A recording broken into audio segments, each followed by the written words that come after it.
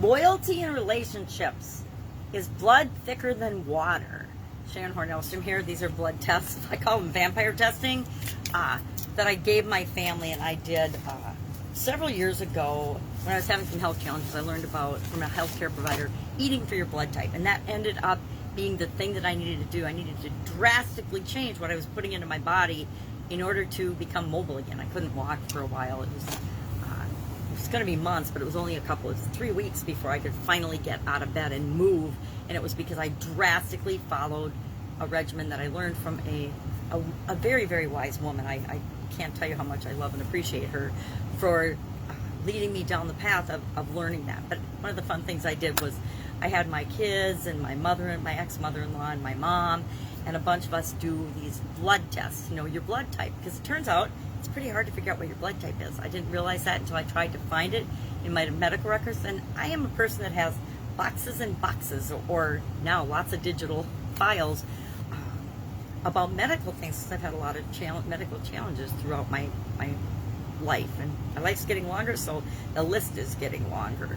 But I there was no record of my blood type, so I had to order these blood.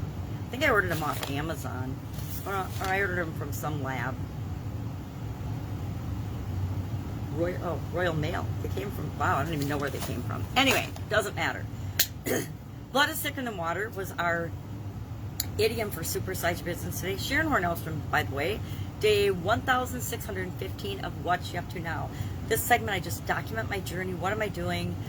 What's working? What's not working? What am I thinking about as I am growing and building and supersizing my business and helping other people to do the same.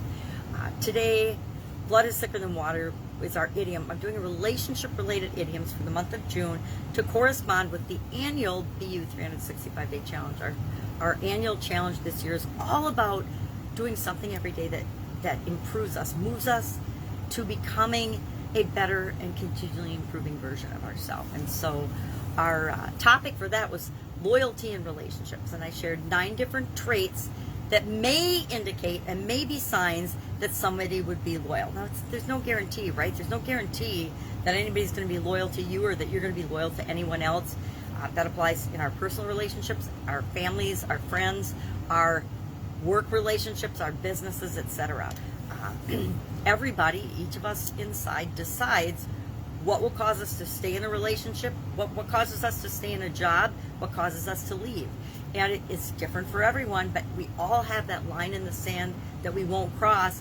And when the relationship goes to that line, that's when we make our choice and we separate and we decide we're not going to be loyal.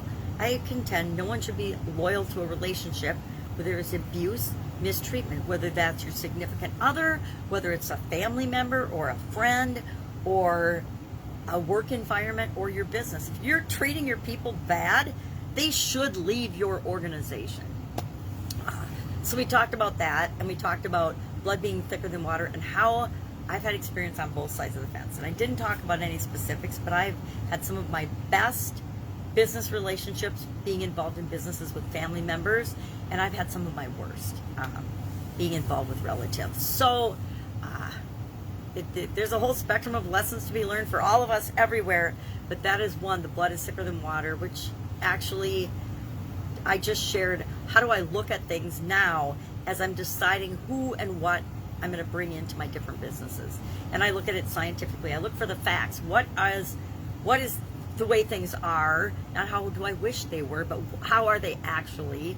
I look at my past experiences, my experience now, the experience I've had with that person, just like I would if I were hiring somebody else that has no connection to me via relations or friend of a friend or daughter or son or whatever. Everybody goes through a similar process of evaluation.